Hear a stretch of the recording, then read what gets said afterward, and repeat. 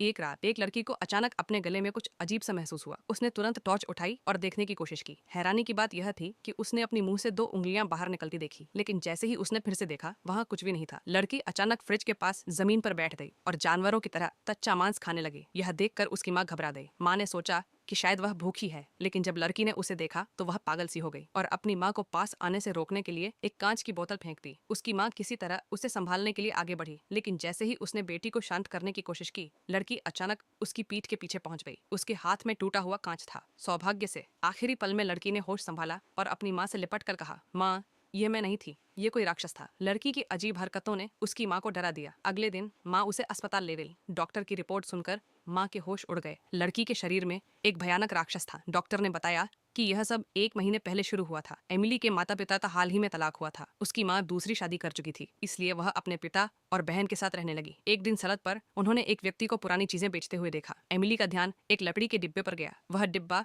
उसे बहुत आकर्षक लगा, लेकिन जब वह उसे घर ले जाने लगी तो एक बूढ़ी औरत जिसके पूरे शरीर पर पट्टियां बंधी थीं, उसे रोकते हुए चिल्लाया, ये डिब्बा मत लो। पता चला कि वह डिब्बा उसी बूढ़ी औरत का था, लेकिन एमिली ने उसकी बात नहीं मानी। उसे नहीं पता था कि उस डिब्बे के अंदर एक खौफनाक राज छिपा हुआ था। एमिली ने वह डिब्बा अपने घर ले लिया। उसने उसे ध्यान से देखा, लेकिन उस पर एक रहस्यमय पैटर्न के अलावा कुछ खास नहीं था। उस रात एमिली डिब्बे को और करीब से देखने लगी। इस बार उसने गलती से उसमें छुपा हुआ स्विच चालू कर दिया। डिब्बा धीरे धीरे खुला। उसमें केवल कुछ सूखे कीड़े, एक पुरानी अंगूठी और कुछ छोटे खिलौने जैसे सामान थे। एमिली को जिज्ञासा हुई और उसने वह अंगूठी पहन ली। फिर उसने डिब्बे को अपने पास रखा और सो गई। लेकिन उसे यह नहीं पता था कि उस लकड़ी के डिब्बे का शैतान अब उसके ऊपर हावी होने लगा है। अगले दिन उसके पिता ने उसे नाश्ते के लिए बुलाया, लेकिन एमिली डिब्बे को घूरते हुए बैठी थी। उसके पिता को लगा कि कुछ अजीब है, लेकिन जब उन्होंने उसे देखा तो वह सामान्य लग रही थी। नाश्ते के दौरान एमिली फिर से अजीब हरकतें करने लगी। उसकी आंखें स्थिर थीं और वह बार बार एक ही चीज कर रही थी। उसके पिता ने उसे रोकने की कोशिश की, लेकिन अचानक एमिली ने चाकू उठाया और अपने पिता के हाथ पर हमला कर दिया। हालांकि जल्द ही उसने खुद को काबू में कर लिया।